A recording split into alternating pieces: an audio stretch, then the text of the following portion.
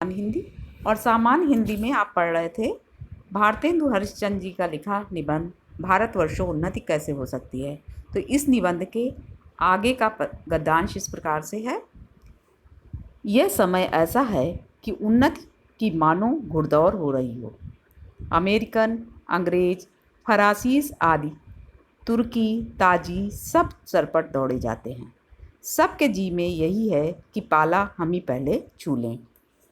उस समय हिंदू काठियावाड़ी खाली खड़े खड़े टाप से मिट्टी खोदते हैं। इनको औरों को जाने दीजिए। जापानी टट्टुओं को हाँफते हुए दौड़ते देख करके भी लाज नहीं आती।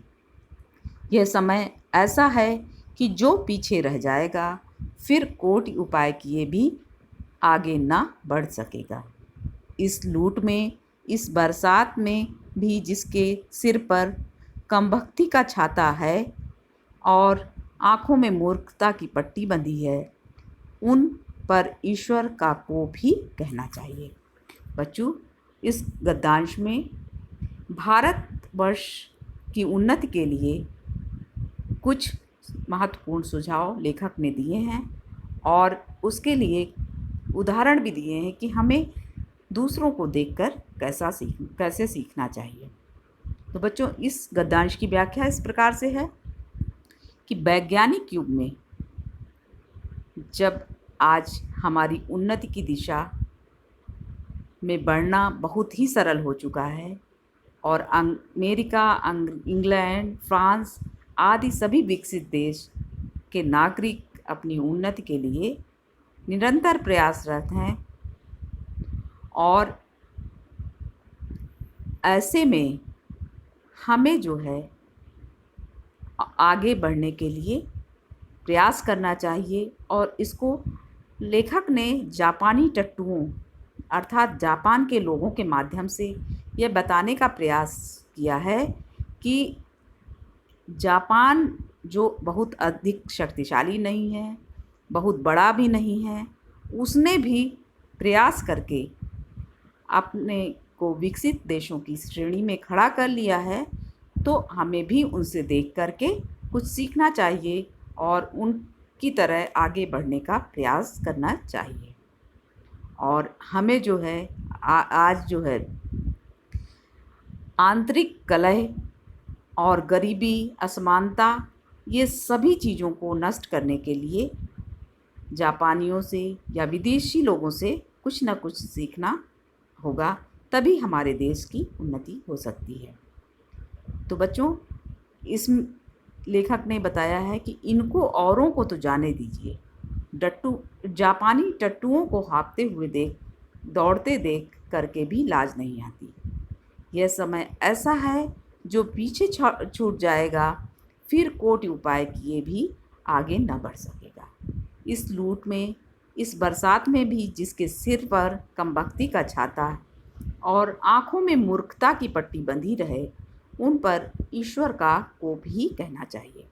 तो बच्चों, इस गद्यांश में लेखक का यह मत है कि आधुनिक वैज्ञानिक युग में उन्नति के सभी साधन हैं और इतने सरलता से उपलब्ध हैं कि हमें जैसे अनायास ही प्रयास किए अचानक से हमें ये उपलब्ध हैं। तो ऐसे में हम जो है दूसरों को देखकर अपनी उन्नति का मार्ग क्यों नहीं विकसित कर रहे, क्योंकि अगर हम दूसरों को देखकर, उनके प्रयास को देखकर उनसे कुछ सीखने का प्रयास करेंगे तो ही हमारे देश की उन्नति हो सकती है।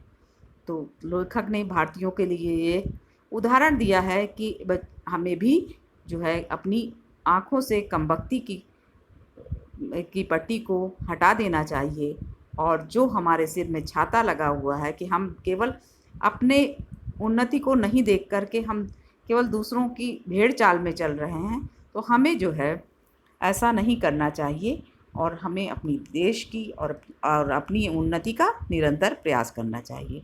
तो बच्चों, ये था इस गद्यांश की व्याख्या।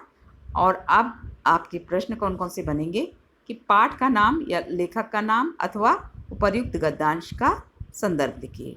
तो बच्चों, इसका इस प्रश्न का उत्तर मैं पिछले वीडियो में बता चुकी हूँ। तो आज उसी तरह से इसको लिखना है। और अगला भाग है प्रश्न, रेखांकित अंश की व्याख्या कीजिए। तो बच्चों इसमें रेखांकित अंश है कि औरों को जाने दीजिए। जापानी टट्टुओं को हाँफते हुए दौड़ते देख करके भी लाज नहीं आती। यह समय ऐसा है जो पीछे रह जाएगा, फिर कोटि उपाय किए भी आगे न बढ़ सकेगा से लेकर उन पर ईश्वर का कोप कहना चाहिए। तो बच्चों इस प्रश्न का उत्तर होगा कि आधुनिक वैज्ञानिक युग में उन्नति के साधन इतनी सरलता से हैं, उपलब्ध हैं, और ऐसे में जो है हम अभागे और अज्ञानी हैं और उन उन्नति के शब्दों का हम उपयोग नहीं कर रहे हैं। और ऐसा प्रतीत होता है कि मानो लूट का माल बिखरा पड़ा हो, फिर भी हमने अपनी आंखों में पट्टी बांध रखी है। वर्षा हो रही हो या ना हो रही हो, तब भी जो है हमने अपने सिर पर छाता लगा रखा है।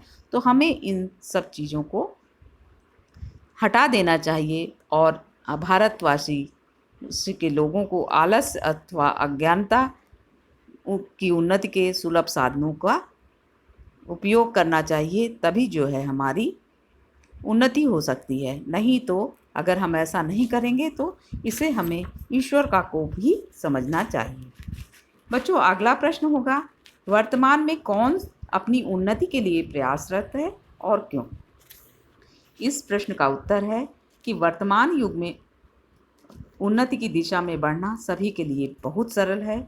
अमेरिका, इंग्लैंड, फ्रांस आदि विकसित देश अपनी उन्नति के लिए प्रयासरत हैं, क्योंकि विकास की इस दौड़ में कोई भी देश एक बार पिछड़ गया तो फिर वह आगे नहीं बढ़ सकेगा। और विकास के अभाव में आंतरिक कलह, निर्धनता और असमानता के संघर्ष में अपनी वह ऊर्जा को नष्ट कर देगा। तो इसलिए बच्चों हमें दूसरों से देखकर कुछ ना कुछ सीखना अवश्य चाहिए। अगला प्रश्न है, शरीर से अधिक शक्तिशाली ना होते हुए भी जापानी क्यों अपनी उन्नति में सफल हैं? इस प्रश्न का उत्तर होगा, शरीर से अधिक शक्तिशाली ना होते हुए भी जापानी अपनी उन्नति के लिए में इसलिए सफल हैं क्योंकि शारीरिक दुर्बलता के होते हुए भी उनमें मानसिक साहस का अभाव नहीं है। अगला प्रश्न है बच्चों, उन्नति के वर्तमान साधनों और भारतीयों की दुर्भाग्यहीनता का संबंध में लेखक के क्या विचार हैं? इस प्रश्न का उत्तर है, लेखक आधुनिक वैज्ञानिक युग में उन्नति के साधन इतनी सरलता से उपलब्ध हैं जैसे वे अनायास प्राप्त होने वाले वर्षा के जल हों, किंतु भारतवर्ष में लोग इतने अभागे एवं अज्ञानी हैं कि वे उन्नति के लिए उपलब्ध इन साधनों का उपयोग नहीं कर पा रहे हैं।